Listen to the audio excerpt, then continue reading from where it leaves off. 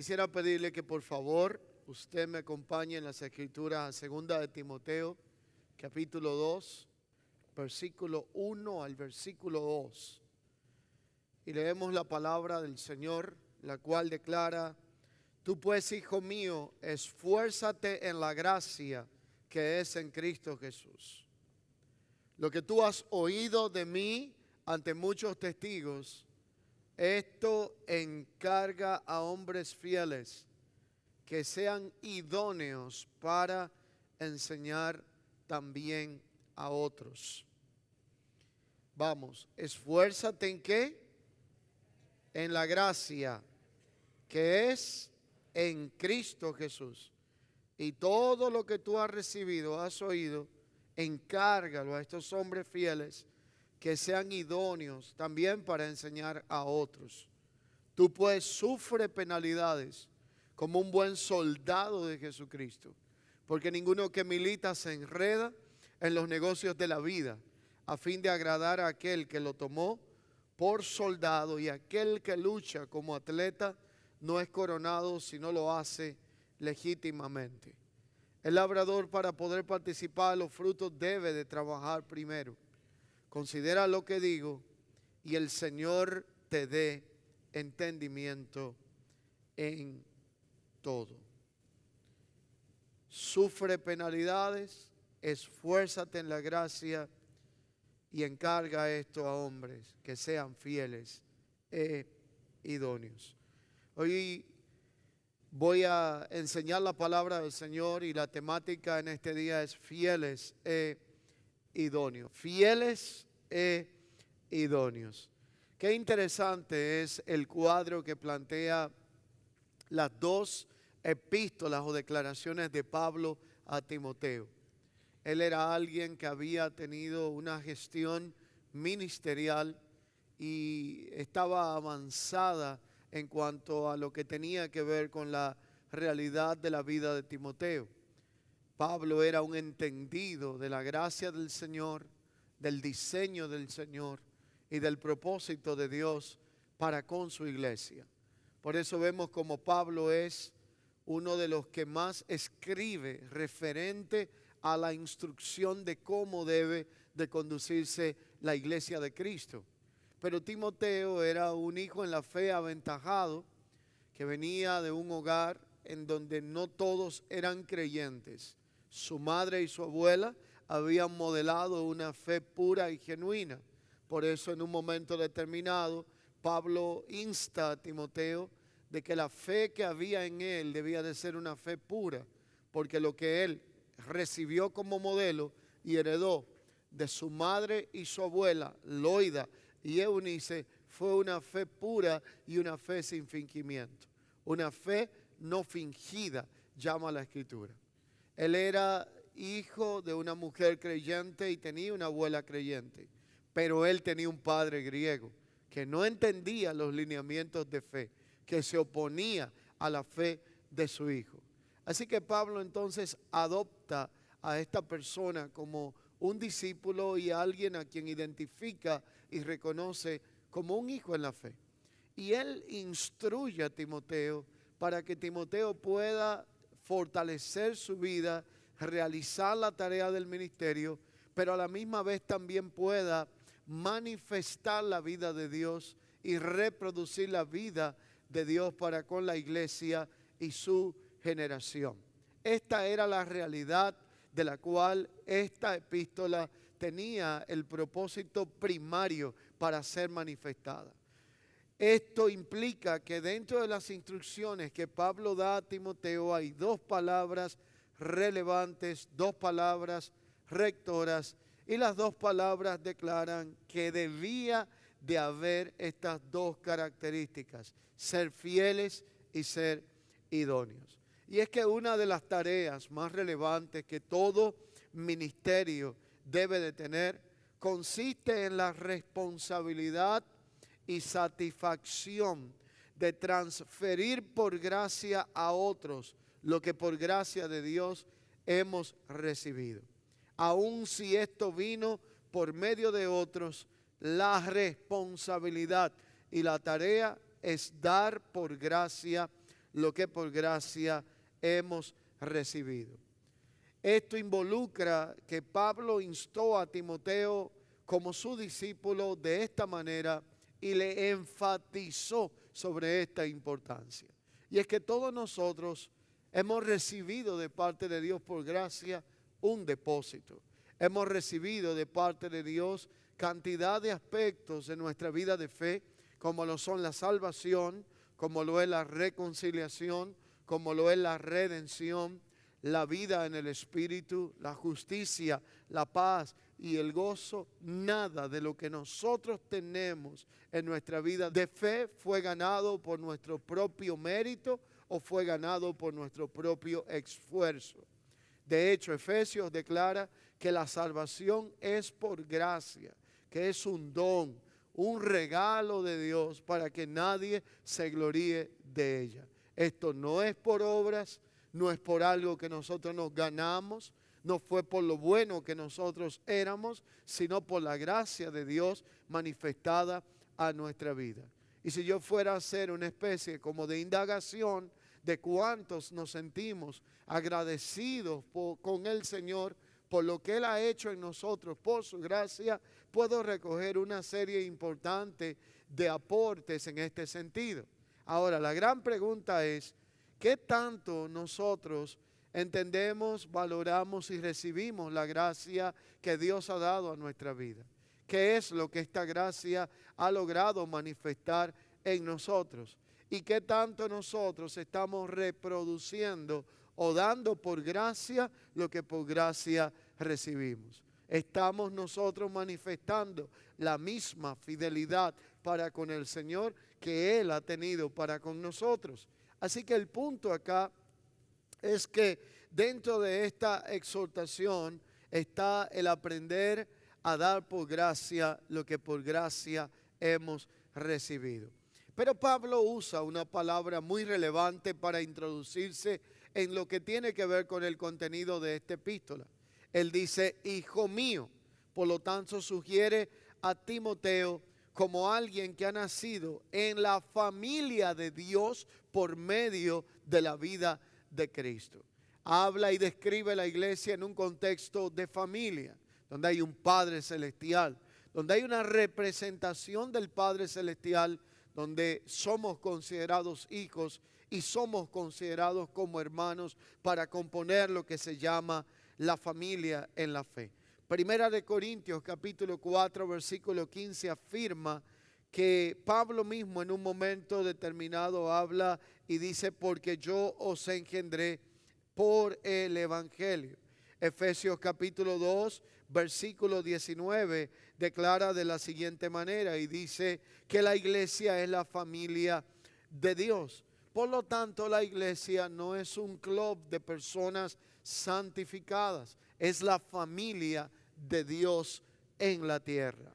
Esa familia que se reúne con tres propósitos específicos. El primero de estos tres propósitos se llama comunión. Comunión es igual a compañerismo. Es allí donde hay una interacción. Lloro con el que llora, río con el que ríe, celebro la vida de Dios adjunto con mis hermanos y soy pulido y tratado con lo que es el carácter del otro para con el carácter mío, con la vida de otro para lo que es la vida mía. De esta manera, cada uno de nosotros tenemos la oportunidad de disfrutar de este ambiente de comunión. Por eso es que la Escritura dice que no debemos de dejar de congregarnos como muchos tienen por costumbre y más cuando veamos que aquel gran día se acerca. Así que lo primero de estos tres objetivos que vamos a encontrar como familia de Dios se llama el compañerismo o comunión, número 1. Número 2, la capacitación. Somos entrenados para un propósito. Cada palabra que recibimos, cada declaración que es dada a nuestra vida, tiene como propósito que seamos edificados, que seamos entrenados para manifestar aquello para lo cual fuimos alcanzados por el Señor. Y lo tercero que encontramos dentro de lo que es esta vida de fe como familia de Dios se llama el servicio. Así que yo tengo comunión, capacitación y servicio. Y las tres cosas van de la mano. Si yo no tengo una buena comunión que se refleja en varias direcciones, comunión para con mi Padre Celestial, comunión para con mis hermanos, y vivo en una comunión dentro de lo que es la vida de Dios que me ha sido otorgada, no voy a poder obedecer a una capacitación de la forma que está expectado en la Escritura. Lo segundo entonces, que es la capacitación, me lleva a una tercera realidad. Tengo comunión con Dios, con mis hermanos, vivo una vida en armonía con mi ser integral, entendiendo que soy espíritu, alma y cuerpo. Y las tres realidades deben de vivir en un estado de armonía, es decir, en donde no se altere el lineamiento del uno y del otro, para poder entonces, con esa comunión que tengo y con esa capacitación que recibo por medio de la palabra y la vida de Dios, operar efectivamente en una vida de servicio. Las tres realidades son sumamente importantes. ¿Dónde viene el cuadro al que yo quiero llamar su atención en este día? Que la tendencia nuestra como humanos es irnos a un extremo. Hay personas cuyo enfoque único es su comunión. Solo le interesa ser espirituales, conocer mucha Biblia, saber muchos versículos, ser más santos que todo el mundo y corregir a todo el que se equivoca. Comunión, tener una comunión donde usted vive aparentemente en el cielo, desciende a la tierra los domingos para venir a un culto, pero luego en la semana no rompe un plato. En algunos casos este extremo se conoce como orgullo ministerial. Algunos pueden caer en el error del legalismo. Ese legalismo que hace que algunas personas vivan en una especie como de utopía, pensando que son más santos hasta que Dios mismo. Y a todo el mundo lo juzgan, a todo el mundo lo descalifican, a todo el mundo lo ven como si fuera menos espiritual y se convierten en policías del mundo, que en vez de ser un testimonio para otros venir a Cristo, la gente dice: yo quisiera ser un creyente, pero no como lo es fulano.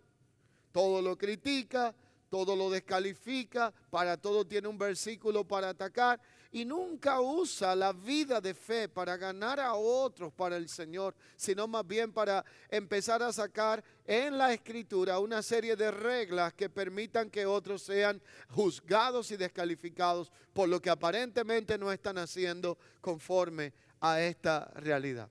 Ese es el extremo de alguien que tiene una comunión pero no tiene capacitación y no le interesa nunca lo que es servicio. El segundo punto o realidad es aquel que tiene la comunión y la capacitación pero no la traduce en servir a otros.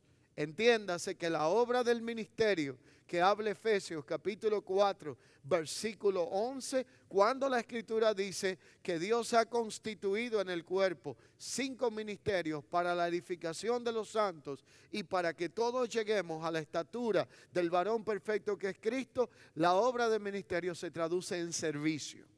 La Escritura dice que quien no vive para servir, hay un dicho, que dice que quien no vive para servir, no sirve para vivir. La vida se trata de servicio. Uno tiene que preguntarse a diario cómo poder servir a Dios, a los hermanos, a las personas que nos rodean. Y hay tantas maneras y formas de las cuales nosotros podemos servir que a veces nosotros mismos estamos limitados en nuestra mentalidad y nuestro pensamiento. Pero la realidad es que el servicio no tiene que ver solamente con una forma de accionar determinada, sino que hay múltiples oportunidades para servir a otros. Y eso es la realidad que entonces implica lo que es el servicio. Cuando yo tengo un buen compañerismo o comunión, cuando tengo la capacitación pero no sirvo, voy a llenar mi vida de conocimiento, pero no voy a poder traducir esto a la practicidad que demanda la vida de fe. Pero cuando pase el extremo contrario y yo solo estoy enfocado en servir y no en tener comunión y no en ser capacitado, mi vida va a caer en un extremo llamado el activismo. Y de eso tenemos cantidad de personas en el Evangelio. son adictos a la actividad. Son adictos a hacer algo, pero no a sentarse y recibir instrucción, capacitación que me lleve a una comunión espiritual. Eso hace que entonces tengamos un panorama dentro de la vida de fe. Personas que si le tocas lo que hacen, desaparecen lo que son. Porque ellos están vivos por una máquina artificial llamada activismo. Si usted lo remueve de su función, si busca otra asignación, si le dice por un momento dale un chance a otro y vamos a hacer una especie como de balance para que en algún momento lo hagas tú, le des en otro momento participación a otros, se ofenden, se van de un ministerio a otro, porque lo que los tiene vivos no es la vida orgánica de Dios, sino la actividad que realizan. Están vivos por lo que hacen, pero no por lo que son. Y ese activismo puede caer en la vida de un ministro, de cualquier persona que es parte de un ministerio, donde usted valida su comunión con Dios por lo que usted hace, donde usted se siente útil si realiza una tarea y no por lo que representa la vida de Dios en usted. Que a veces basamos lo que nosotros somos en lo que nosotros hacemos y no lo que hacemos como resultado de lo que somos.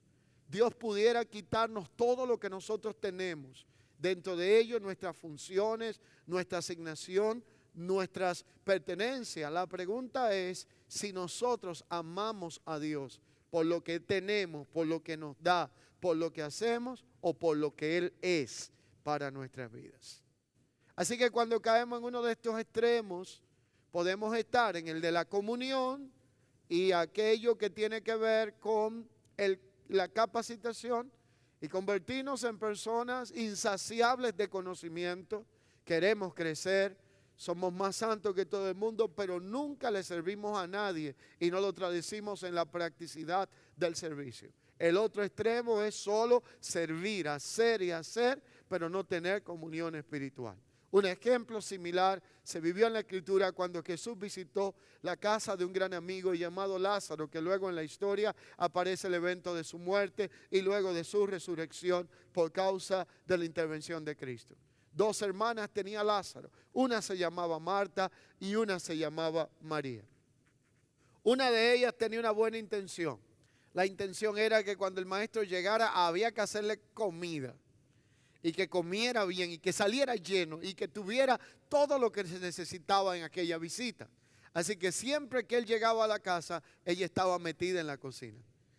Pero la otra estaba siempre a los pies del maestro aprendiendo y aprovechando la visita y lo que en realidad representaba la impartición de la palabra y del conocimiento que había en él. Así que un día Jesús estaba en aquel lugar y le dice a Marta, Marta, Marta, afanada estás con muchas cosas, pero esta mujer ha tomado la mejor parte. ¿Cuál era la razón? Probablemente Marta estaba haciendo un reclamo que era justo.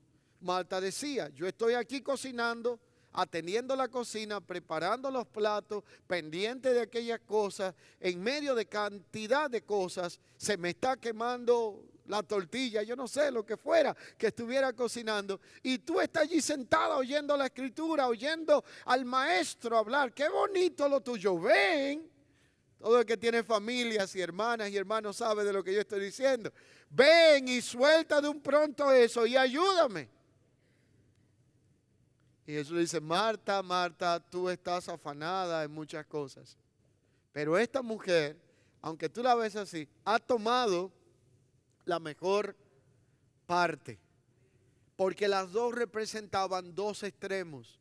Una con muy buenas intenciones cayó en la actividad y la otra con muy buenas intenciones cayó en una comunión que la llevó a una pasividad. Y ningún extremo es saludable en la vida de fe. Usted necesita y yo también comunión con Dios, pero necesitamos servir para traducir esa comunión. Y usted y yo necesitamos servir para manifestar por gracia lo que por gracia hemos recibido, pero tampoco podemos descuidar la comunión con Dios. Es un balance de las dos realidades. Esto me lleva a una pregunta. ¿Qué hago con lo que estoy recibiendo y con lo que he recibido de parte de Dios?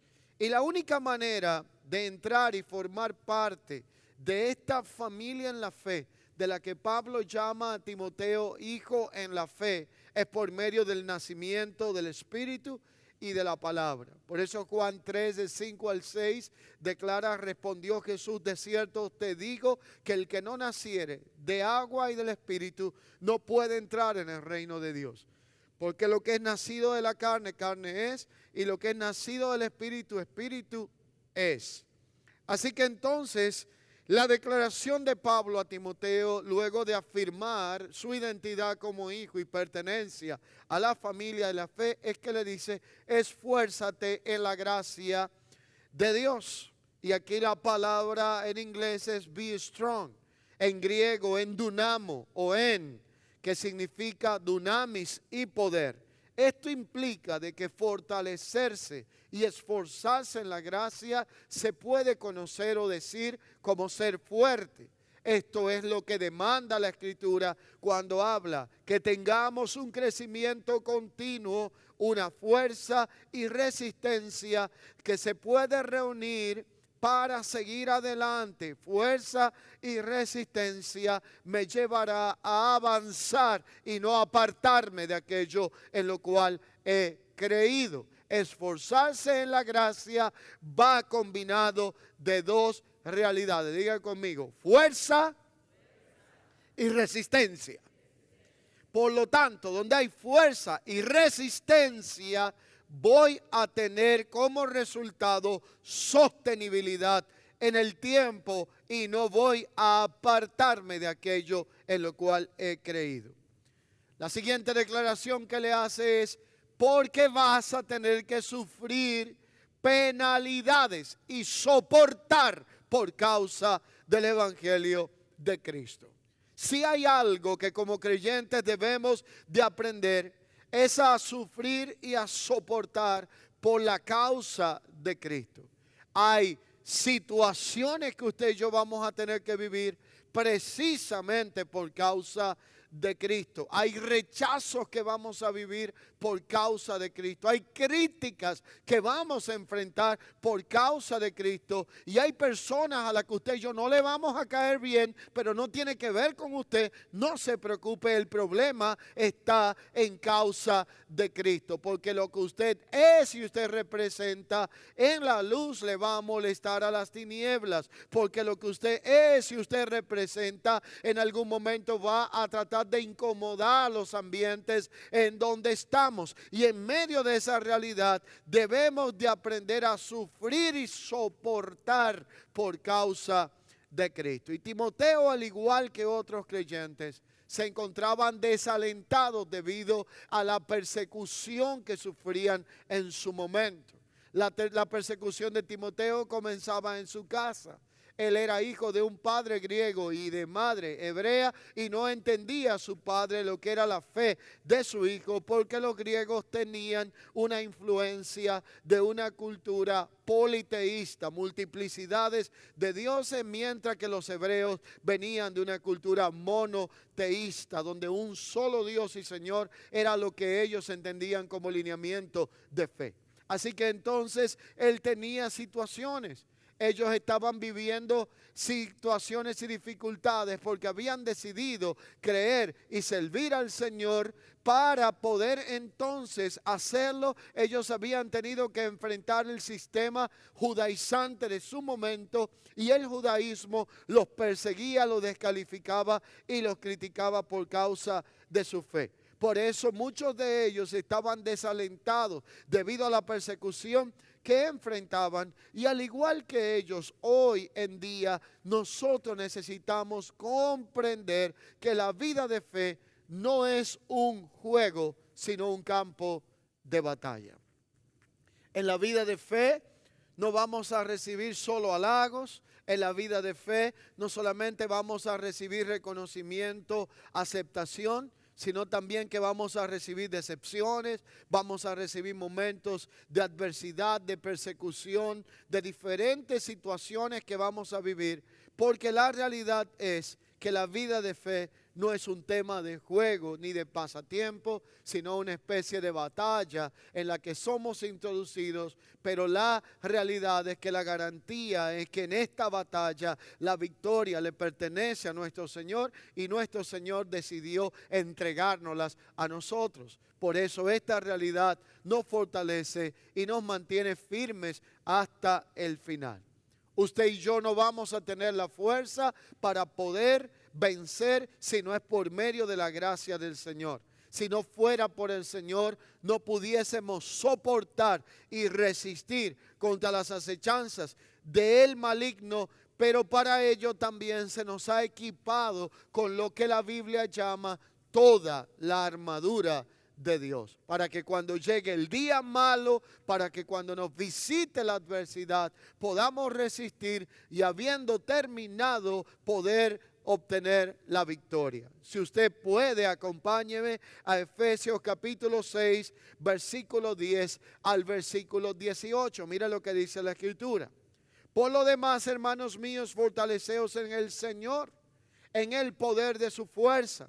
Vestíos de toda la armadura de Dios, para que podáis estar firmes contra las acechanzas del diablo, porque no tenemos lucha contra sangre y carne, sino contra principados, contra potestades, contra los gobernadores de las tinieblas de este siglo, contra huestes espirituales de maldad en las regiones celestes. Por tanto, tomad toda la armadura de Dios, para que podáis resistir en el día malo.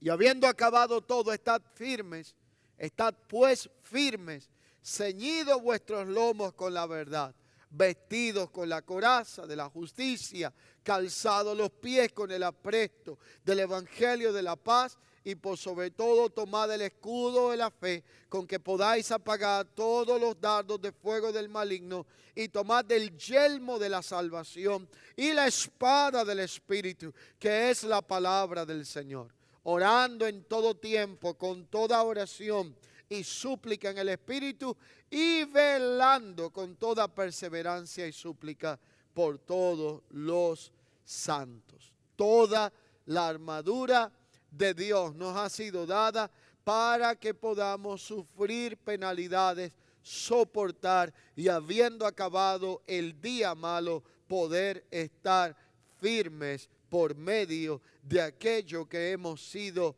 equipados. Así que nuestra tarea principal es agradar al Señor, no a otros y ni siquiera a nosotros mismos. Y para poder sufrir por el nombre de Cristo, tenemos que morir al síndrome de la aprobación.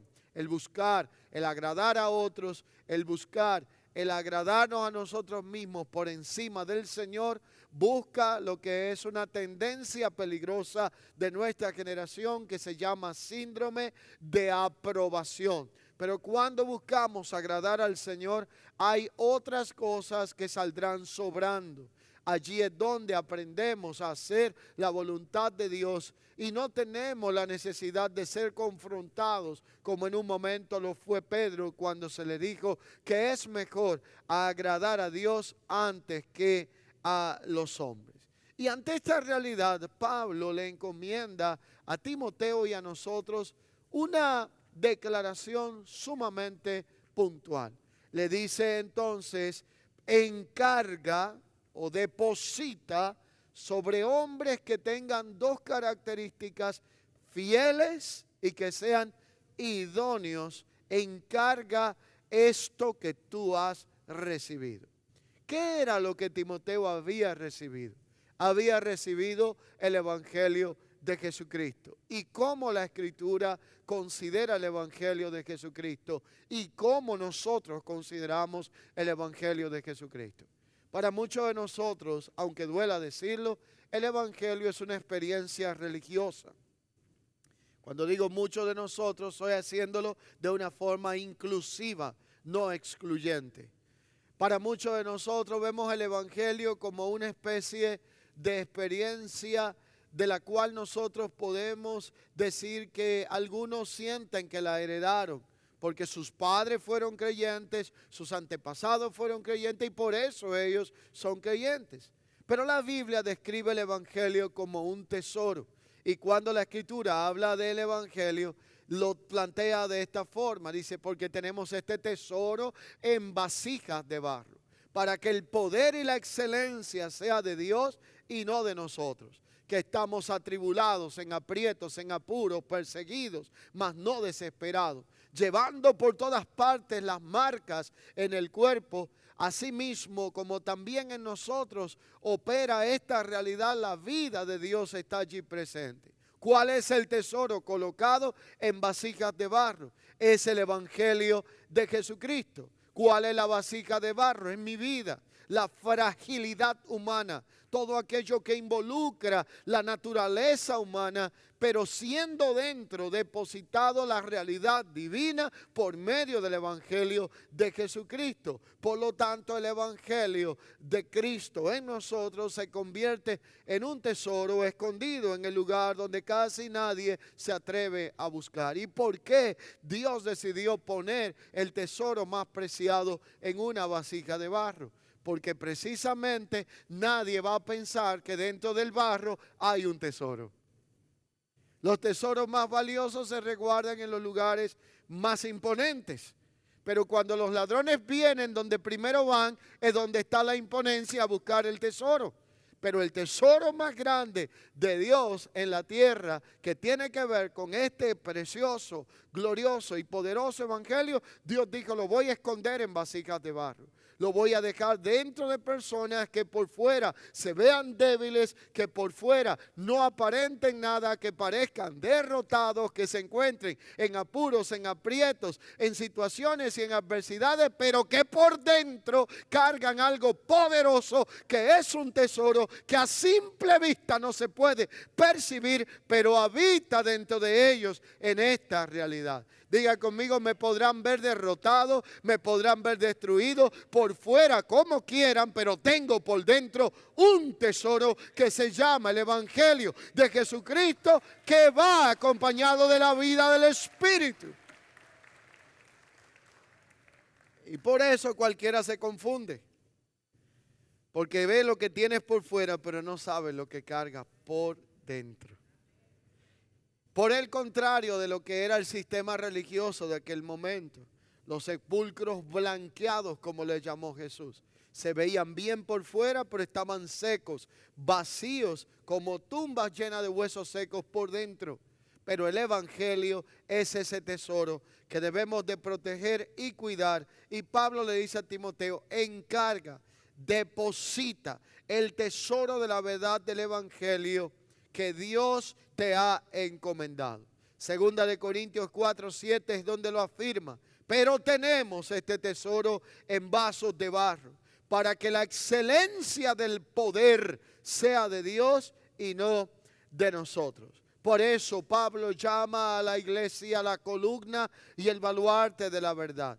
Dios ha depositado en su pueblo la verdad de su palabra, en nuestra responsabilidad guardar este tesoro, compartirlos con otros. Por eso la tarea principal de la iglesia, escuche bien lo que voy a decir, la tarea principal de la iglesia no es preservar la verdad guardada como si tuviéramos en un museo en donde tenemos la verdad en una caja fuerte de cristal escondida, sino que la tarea de la iglesia es vivir esa verdad, es enseñar esa verdad y es exponer esa verdad a generaciones venideras.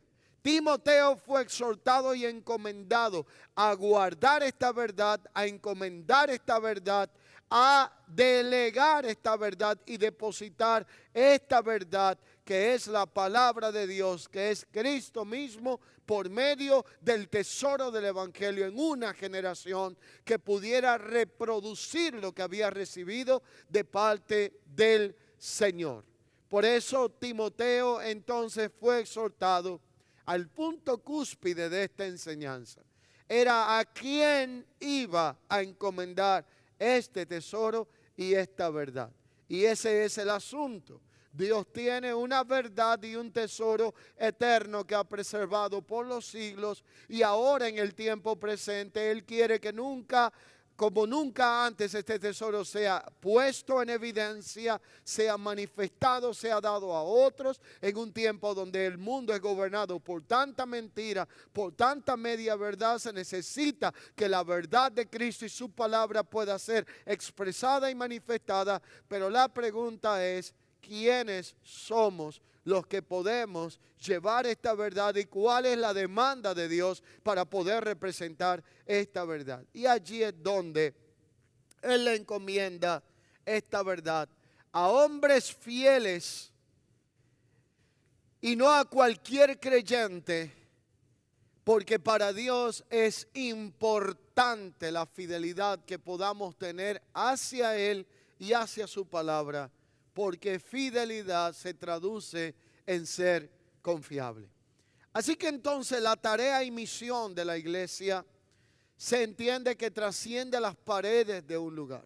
Usted y yo venimos aquí para tener un incremento en la comunión con Dios, un incremento en la comunión con mis hermanos, para ser capacitado, pero también para poder servir y poder trascender las paredes de un lugar por medio de la verdad del Evangelio.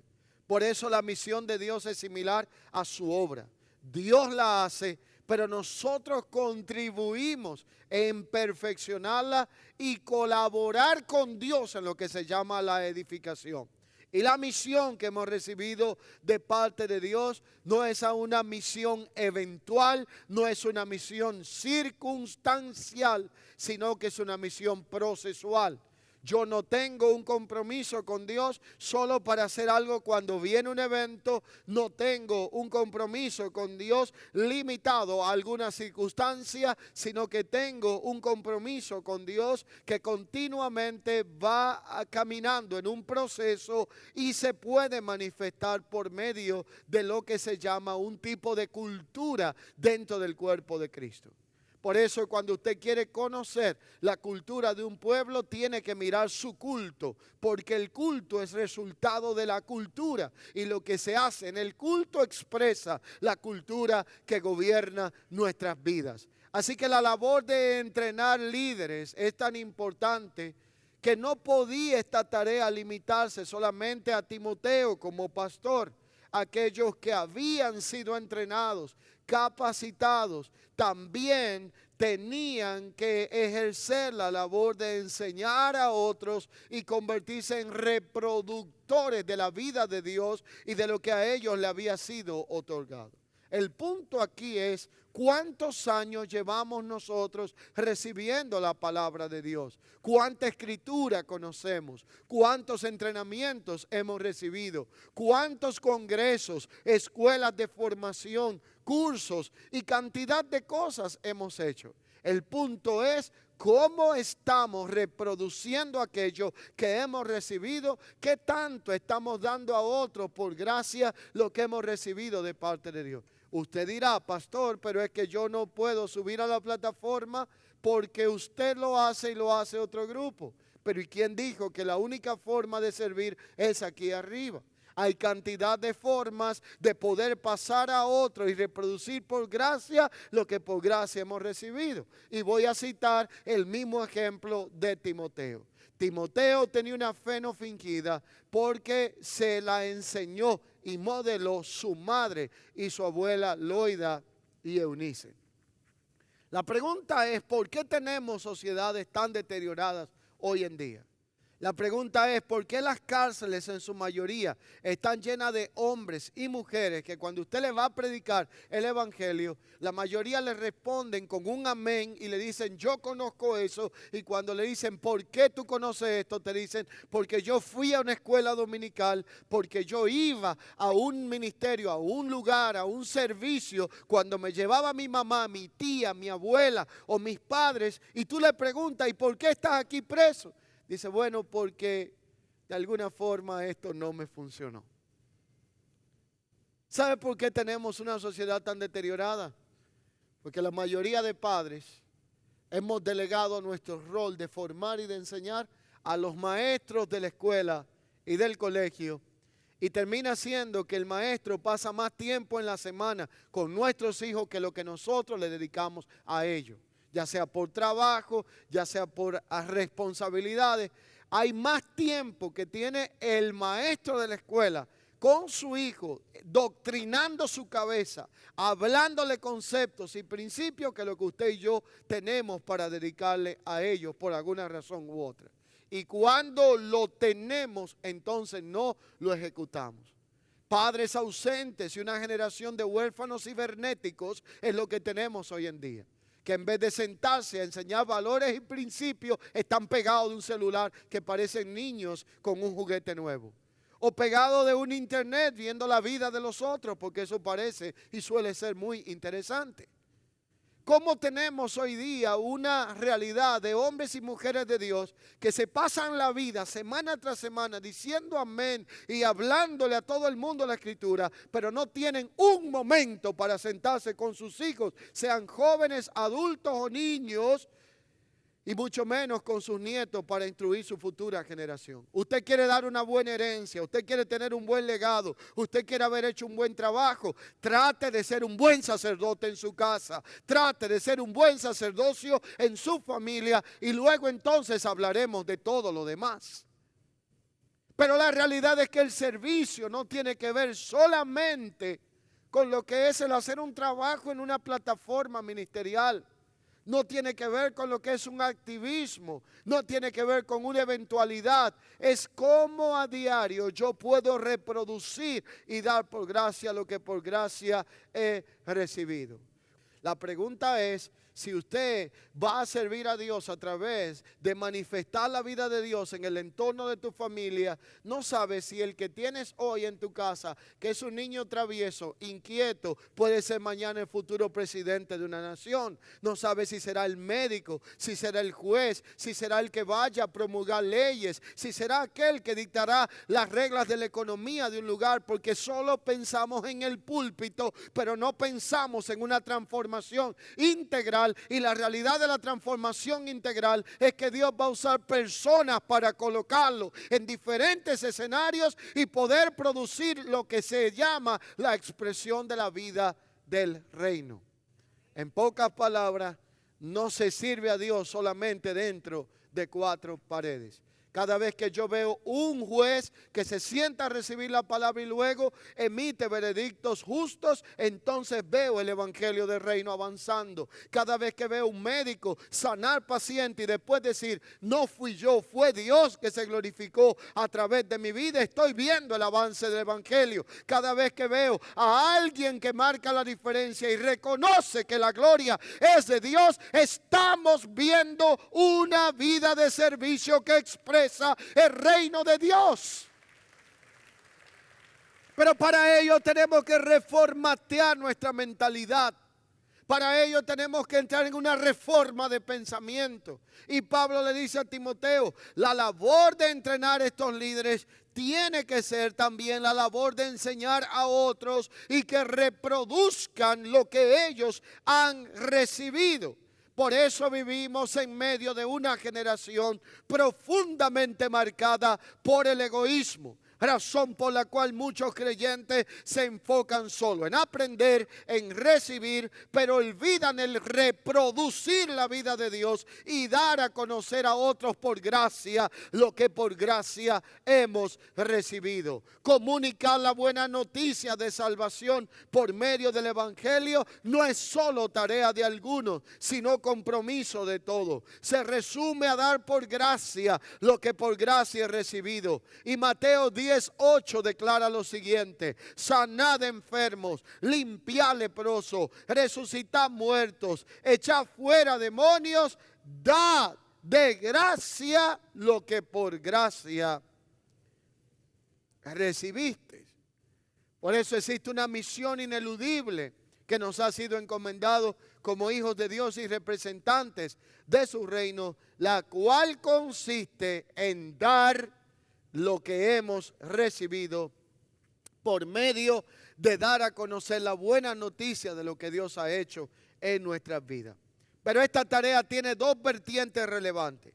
La primera se llama alcanzar, y aquí la tenemos escrita en estas paredes para que no se nos olvide. ¿Qué implica alcanzar? Alcanzar al perdido para que sea salvo y disfrute la vida de Dios. Usted dirá, pastor, pero yo sirvo a Dios, yo no me pierdo un servicio, yo estoy en las puertas atendiendo esto, hago que todo esté en orden para cuando vamos a alabar al Señor, sirvo en esta área, en aquella. Y yo te pregunto, en un año que va terminando, ¿a cuántas personas puedes decir que le has hablado de la vida de Cristo y cuántos permanecen en el Evangelio? Porque un día te atreviste a darle una palabra de fe y compartir la buena noticia de lo que Dios está haciendo en tu vida. Si toda tu vida es para hacer cosas, pero no para ganar a alguien, entonces no estás dando por gracia lo que por gracia has recibido. Alcanzar implica alcanzar al perdido para que sea salvo y disfrute la vida de Dios. Y capacitar es una responsabilidad de la iglesia y de cada uno de los santos cuando entendemos que a quien ha sido alcanzado tiene que ser instruido y equipado de forma que pueda administrar con eficacia la vida que hemos recibido de parte de Dios. Para poder lograr esto hemos recibido el Espíritu de Dios y la palabra de su gracia. Hemos sido equipados con diversos dones espirituales, con armas espirituales poderosas en Dios y capaces de destruir argumentos, fortaleza y altivez que se levantan contra el conocimiento de Dios. Parte de nuestra asignación consiste en perfeccionar a los santos para que sean reproductores del propósito y no consumidores de información. Voy a repetirlo. Capacitemos a los hijos de Dios para que puedan reproducir el propósito de Dios y no solo convertirse en consumistas de información. Reproductores del propósito de Dios en quienes la vida del Hijo de Dios Cristo ha sido engendrada y encarnada para lograr con eficacia el propósito de su existencia. Pero ¿cuál es el requisito fundamental para que todo esto que tiene que ver con comunión, servicio y compañerismo y edificación o capacitación sea manifestado? Que necesitamos dos características que son imprescindibles para poder manifestar el carácter de Cristo. A Timoteo se le dijo claramente, es necesario que aquellos que reproduzcan la vida de Dios sean fieles e idóneos. Y por eso estas dos características son dos aspectos que debemos de considerar. Implica que nuestra infidelidad no cancela la fidelidad de Dios. Quiero hacer este aclarando. La Biblia dice que el Señor mismo declaró que aunque nosotros seamos infieles, Dios permanece siendo fiel. Por eso la misma lluvia que cae sobre la tierra de los justos también rocía la de aquellos que son pecadores. Es una expresión de la bondad, del amor y de la gracia de Dios. Y aunque nuestra infidelidad no invalida ni cancela la fidelidad de Dios, para Dios nuestra fidelidad es un requisito imprescindible para confiarnos mayores responsabilidades en su reino. Esto es tomado en cuenta. Segunda de Timoteo 2:13 dice, si fuéramos infieles, Él permanece siendo fiel, porque Él no puede negarse a sí mismo. Así que la principal característica para poder ser un instrumento útil en la mano del Señor debe de ser el reunir en un reproductor del reino de Dios esa característica que se llama fidelidad, para luego poder obtener la segunda que se llama capacidad. Donde hay fidelidad es donde la Biblia dice que sean fieles, y donde está la capacidad, la Biblia habla de ser idóneos. Fieles y capaces involucra que haya carácter, pero que haya idoneidad. Ser fieles pero no capaces nos estanca en una condición llamada inoperancia, porque la fidelidad tiene cualidades y características. Yo puedo ser una persona fiel, pero no capaz y no tener esa idoneidad de carácter para traducir mi fidelidad. Entonces voy a tener una fidelidad que no se reproduce y que nunca es llevada a una vida de servicio práctico. Pero existe el otro extremo. Hay quienes son capaces, pero no son fieles. Son serviciales, pero no son confiables. Tienen un deseo de hacer cosas, pero no hay una integridad que la sustente.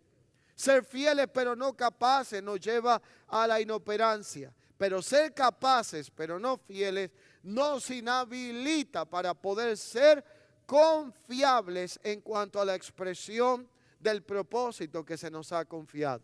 Por eso la Biblia dice que quien es fiel en lo poco, Dios lo pondría en lo mucho. Ser fiel y tener fidelidad a Dios, al propósito y a lo que se nos ha encomendado, nos hace ser confiables para que Dios nos deposite más, nos confíe más y pueda usarnos más para su gloria.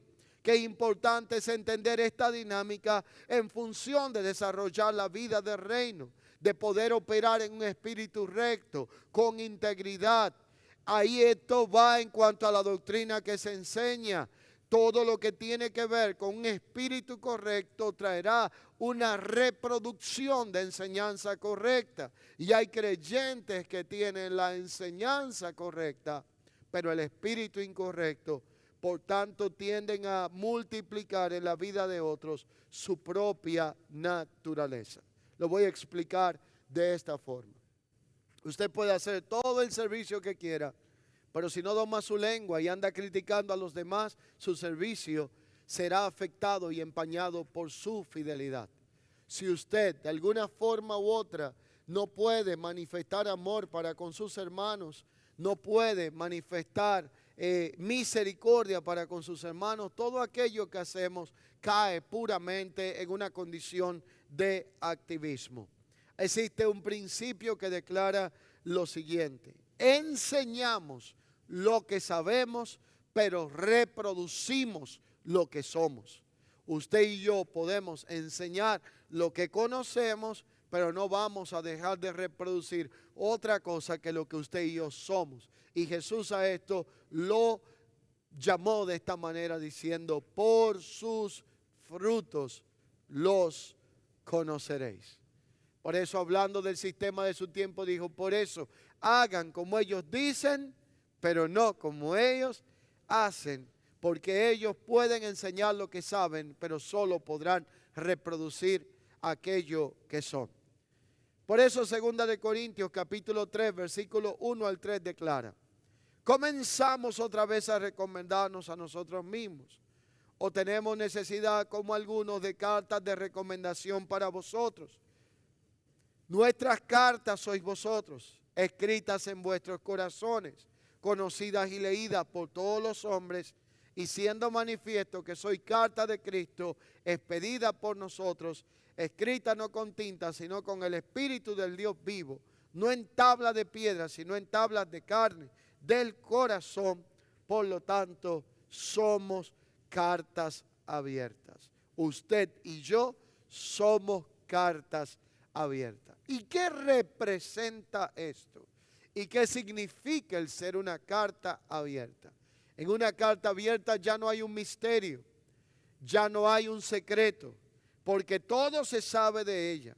Y muchas personas son como cartas cerradas, nadie las conoce, no revelan nada. Y pueden en secreto y oculto vivir toda su vida, pero otros, por el contrario, describen su biografía, su vivencia, la realidad de su existencia, para que otros puedan ser enriquecidos con lo que Dios ha hecho en su propia vida. Ante esta realidad es necesario que entendamos lo que alguien dijo en un día, y fue lo siguiente: quizás la única Biblia que leerá tu vecino será tu testimonio. Usted y yo somos cartas abiertas que por donde quiera que vamos manifestamos lo que está escrito en nuestros corazones, y por eso el Señor demanda que no solamente tengamos comunión con Él y con nuestros hermanos, sino que también podamos disfrutar de ser capacitados, podamos servir, pero que seamos fieles e idóneos para poder manifestar aquello que se nos ha confiado en Cristo Jesús. En conclusión, el mismo Cristo vino a servir y no a ser servido. En nosotros la Escritura dice en Filipenses capítulo 2, verso 5 en adelante, que debe haber el mismo sentir. Y Mateo 20, 28 declara, como el Hijo del Hombre no vino para ser servido, sino para servir y dar su vida en rescate por muchos. El mundo asocia la servidumbre con vergüenza, con debilidad, pero Cristo plantea que servir y dar por gracia lo que hemos recibido tiene que ver con la cultura del reino de Dios, y Él estableció el servicio como un patrón para aquellos que quisieran ser considerados y llamados discípulos. Pero para que este servicio honre a Dios y lo que hacemos con nuestra vida honre a Dios, necesitamos ser lo que dice la Escritura, fieles e idóneos, para que podamos expresar la vida que se nos ha confiado en Cristo Jesús. Concluyo donde comencé. Tú pues, hijo mío, esfuérzate en la gracia que es en Cristo Jesús. Y lo que has oído de mí ante muchos testigos, encarga a hombres fieles que sean idóneos, capaces de enseñar también a otros. Y tú sufre penalidades como un buen soldado de Jesucristo, porque ninguno que milita se enreda en los negocios de la vida a fin de agradar a aquel que lo tomó por soldado. Esfuérzate en la gracia que es en Cristo Jesús, y todo lo que has recibido, encárgalo a otros, pero que sean fieles y sean idóneos para poder manifestar la vida del Señor. Dios quiere que tengamos comunión. Dios quiere que seamos capacitados y estamos siendo equipados, es lo que declara la Escritura. Pero el resultado se llama servicio, y que podamos transmitir y comunicar la vida de Dios. Es mi oración que el Señor nos guíe, que su Espíritu cada día pueda manifestar todo aquello que ha querido hacer con nosotros, y que pueda afirmar esa fidelidad y esa idoneidad que habla la Escritura cuando nos demanda el Señor que podamos ser fieles, pero también idóneos.